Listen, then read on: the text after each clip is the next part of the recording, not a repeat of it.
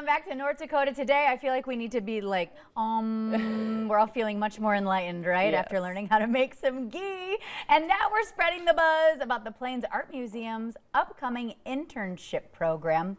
Elytra is here to tell us all about it. Good morning, Elytra. Good morning.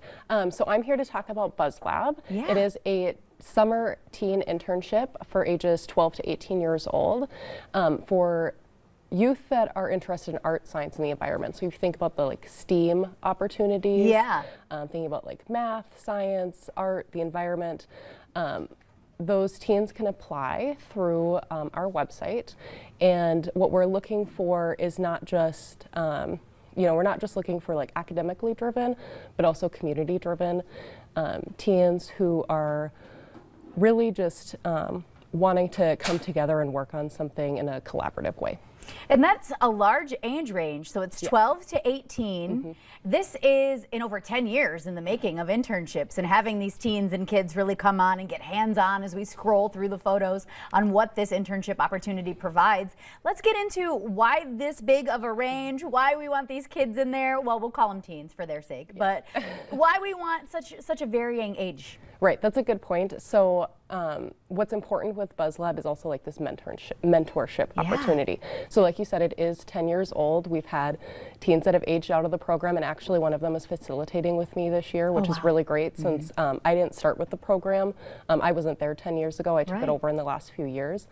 So working with Emma has been really fantastic to get her perspective, and we've had a lot of previous interns work on it. And so providing that mentorship opportunity for them. For instance, we have a few interns that have been in for 4 to 6 years that'll hopefully apply again and be part of it, so they can teach the new interns, the ones that it's their first time, what they've learned in the past and how to collaborate and work together. How incredible to get these adolescents to return and want to continue and keep up with something like this. What is the time frame that it takes place? How long does it? Oh, good. So it takes place this summer over 12 days. So it'll be June 5th through the 16th.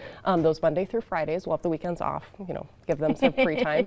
But then we'll also have a workshop July 20th and then a big party August 19th to celebrate the 10 years of the pollinator garden at the Plains Art Museum. Okay, and as we scroll through the photos and the information on our screen, I see them gardening, I see hands-on community work, I see all kinds of incredible opportunities that maybe they wouldn't find in other internships. So what would you say is so special about this specifically with Plains Art Museum that they may not be able to find anywhere else? Exactly what you're talking about, the hands-on work. So they have the opportunity to So they apply, they come in, and we have a few days of what we call knowledge building, where we bring in, I'll call them community leaders, because they could be artists, scientists, researchers, they could be policymakers. We've had, some of the governor has come in before to speak with them and talk about advocating for pollinators in our environment. Lots of people don't know, but North Dakota is actually the #1 honey producing state. So bees specifically, along with other pollinators, are really important to us. And like I said, it goes along with our pollinator garden. So they're out there planting, kind of giving refreshes to plants, putting in the fertilizer and the compost and the mulch and watering the garden. So there's also a stewardship from year to year, taking care of this garden that was put in 2013, and now it's 2023, 10 years later.